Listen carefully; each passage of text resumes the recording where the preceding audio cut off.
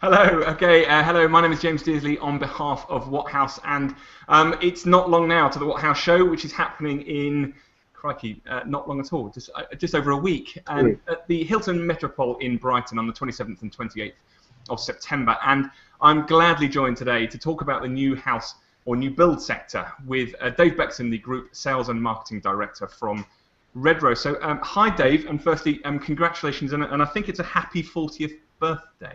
Hi James, yes, well yeah, I wish it was mine, yes, but it's Redrow's. Redrow indeed are 40 on November the 4th, actually.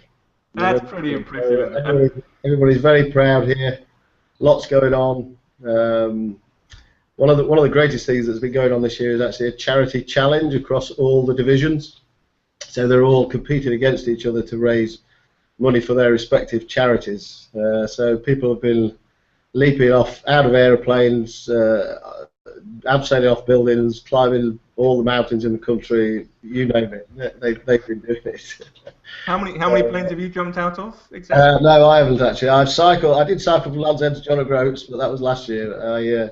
I can't claim to have done anything for the charities too much yet, but my time will come. And I've only actually been here 11 weeks on this stint, but I'm sure my time will come. But it won't be jumping out of aeroplanes, I can assure you that. No, I should imagine they'll probably save us something even worse for you. But look, so we're here talking about the What House show, and obviously we're really happy to have you there, which is fantastic news. And I suppose what we want to talk about a little bit is about the new sector, because I mean it's having an amazing resurgence after a difficult sort of few years. I mean, looking at your past results, I mean, you know, your revenue is up 43% with Redrow as a group. I mean, do you think that's indicative of the entire new build sector? I think the sector has done well, undoubtedly. After some very difficult years, Dubai undoubtedly has helped the industry. The product that we're building now, more and more families are wanting to, move. There's a lot of pent-up demand. Certainly over the last year, there's been a lot of pent-up demand. And I think all of those things together, have been the ingredients of a better market and slightly better mortgage availability as well. So, all of those things put together made a good market. And obviously, governments now are supporting new home building because I think there's a wider recognition now of the need to build more new homes. Whether we can get the planning through in time, of course, is a different. The irony of plans, isn't it? I mean, that's probably arguably one of the biggest challenges I think that the new build sector probably has. I don't know if you would agree with that. Yeah. Which is, in order to build more houses, the planning regulations need to be relaxed somewhat to help you out. Yeah, and government policy is one thing, but we've got to be careful that they're not just platitudes, because they have to be translated into local planning policy, and there isn't a great indication yet that that is speeding up. So whilst governments want to build more homes, and let's face it, building homes is now winning votes, which again is a shift in sentiment, then it still has to translate down to the local level so that we get streamlined planning processes so that we can build the numbers that everybody wants us to build. And then of course the lenders have got to play their part, in making funding available so that people can be enabled to buy the homes that they want to live in. Absolutely. And I mean, just sort of taking a step back a little bit for a second, going back to obviously this positive set of results that you've got, and making it indicative of the entire market, because certainly there's been a shift. And you mentioned briefly there about mortgages being freed up, the banks starting to lend a little bit more. Obviously, within the media, there's been a very large argument that this Help to Buy scheme has really provided a lot of impetus. Now, I suppose my question to you is, do you feel that is a lot more sort of a propaganda-ish spin by the media, which has got people interested, or do you, when looking at figures, feel that perhaps Help to Buy has not helped as many people as we are led to believe? I think Help to Buy has, and obviously there's always a great deal of emphasis on first-time buyers, but for any chain to work, it's got to be working at every level within that, and increasing the sort of threshold for Help to Buy, was an important part in helping people, second time, third time movers. The whole chain has to be sort of flowing, for a sustainable and positive property market. And the media tend, I'm certainly not criticising the media, but news stories are either markets booming or markets bombing. Yeah. And a steadily improving property market is not a huge news story often. And so often, what's happening in London is interpreted as what's happening, in the rest of the country, which in actual fact it isn't. And particular areas of the country, tend to be a much smoother sort of market than sort of more volatile areas, but they don't tend to hit the headlines because they don't make headlines. What we need is a steadily improving market is with a regular, sustainable supply of new homes, and the facilitation, the enablers to actually sell those homes and for people to move where they want to move to is what we need. And I think that is the sort of market that we're in at the moment. And I think the danger is that a lot of the propaganda will lead people to sort of assume that we're either in we're entering a boom market, which actually isn't the case. No, and I think that's, funny enough, that's what, when we're talking about, and as you say, this is no criticism at all of the media in the slightest, but it is a boom or a bust. I mean, take the fact that, this is my question, I suppose, back to that Help to Buy issue, which is Help to Buy was fueling this boom in the property market when actually it was a far more sensible figure that was really quoted underneath the scenes.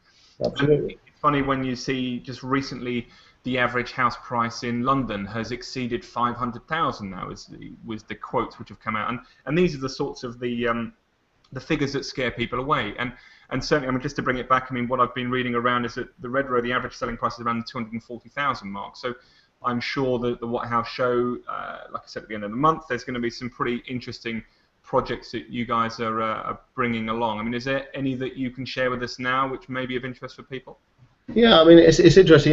If we were to ask people what sort of Redrow's trademark product or homes were, it would be the Heritage range, which we relaunched last year, built on the arts and crafts movement. But we are building a very wide variety of homes now to suit all lifestyles, and particularly down near to down in the south and southeast. We have a development at Lymington Shores, right on the estuary there, apartments and villas. A very different product to what you would see in our sort of heritage range developments up in sort of Lancashire, Yorkshire. Very much family homes. These are very prestigious apartments with superb views over the water. At the same time, we've got just down the road from Brighton, a development at Peace Pottage, which is very much more sort of family homes, the heritage range. So we do cover a complete sort of range of products to suit all lifestyles. And a very interesting new brand that we've launched recently, Abode, where the downstairs of those properties are completely open plan, and that is the sort of signature Redrow really in the majority of our range is very traditional exteriors, which people want in this country. If you ask people to describe what their perfect house is, it would be a very traditional looking house that has references to sort of the 30s, 50s, the arts and craft movement, but inside they want space and open plan living, with sort of integrated sort of kitchen, dining, seating areas. So when you actually enter the houses, there's a very different feel to them now to 5-10 years ago. So we have some very interesting, diverse schemes right across the country, but certainly within striking distance of Brighton, quite a range of different types of development.